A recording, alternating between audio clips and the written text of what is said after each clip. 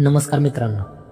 तर शंभू महादेवाचे रुद्राक्ष, या रुद्राक्षाच्या बीजाची उत्पत्ती भगवान शिवाच्या तोंडातून झाली, ज्यामुळे ते भगवान शिवाशी संबंधित मानले जाते. या बीजाचे धार्मिक आणि मानसिक लाभ आहे. चला तर मग आपण बघूया या रुद्राक्षाचे रहस्य काय आहे. रुद्राक्ष हा हिंदू धर्मातील अत्यंत पवित्र आणि महत्त्वाचा मणी मानला जातो. रुद्राक्षाचा उगम भगवान शिवाशी संबंधित आहे. त्याच्याशी निगडीत एक पौराणिक कथा आहे जी रुद्राक्षाच्या आध्यात्मिक आणि धार्मिक महत्त्वाची व्याख्या करते. एका वेळी स्त्री लोकांमध्ये महाक्रूर असुरांचा प्रकोप झाला होता. हे असुर देव, ऋषीमुनी व मानवावर अत्याचार करीत होते.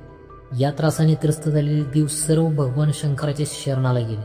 त्यांनी भगवान शिवाला विनंती केली की ते या संकटातून त्यांची सुटका करावी. भगवान शिव हे जगाच्या रक्षणासाठी नेहमी तयार असतात. त्यांनी आपल्या तपोबलाने आणि तेजाने महासंधान करून आपल्या तिसऱ्या डोळ्याचा उपयोग करून असुरांचा नाश करण्याचे ठरवले. भगवान शिव तपश्चर्येत लीन झाले आणि अनेक युग तप करत राहिले.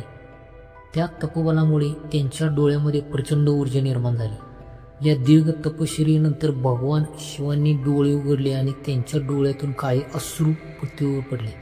या अश्रूंनी रुद्राक्ष झाडांची निर्मिती केली. प्रत्येक रुद्राक्ष मणी हा भगवान शिवाच्या तपोबल आणि करुणेचे प्रतीक मानला जातो. रुद्राक्ष झाडाची पाने, फळे आणि मणी पवित्र मानले जातात.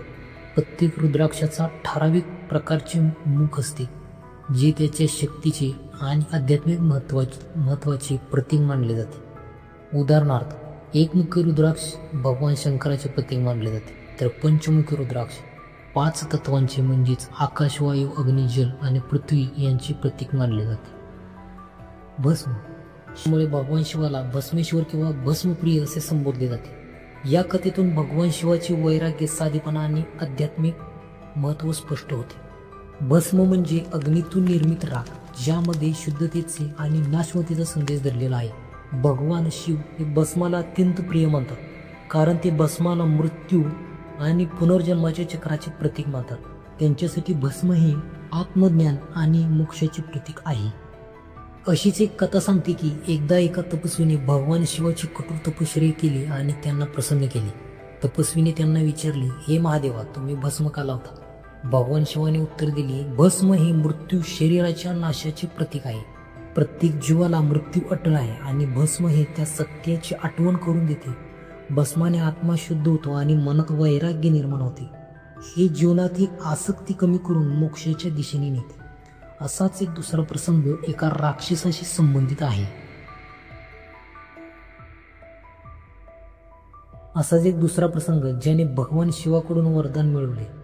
त्या राक्षसाला वरदान मिळाले की तू ज्याच्या डोक्यावर हात ठेवेल तो भस्म होईल. या वरदानाने गर्विष्ठ झालेले राक्षस स्वतः भगवान शिवालाच आव्हान देऊ लागला. भगवान शिव त्याला धडा शिकवण्यासाठी त्याच्या मागे पळाले. शेवटी भगवान विष्णूने मोहिनीचे रूप धारण करून त्या राक्षसाला बोलवले आणि भगवान शिवाने त्याचा वध केला.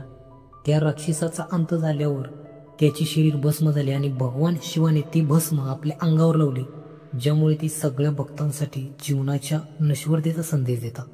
भस्म हा भगवान शिवाच्या उपासनेत महत्त्वाचा घटक आहे. शिवभक्त शिवलिंगावर भस्म अर्पण करतात आणि अंगावर लावतात.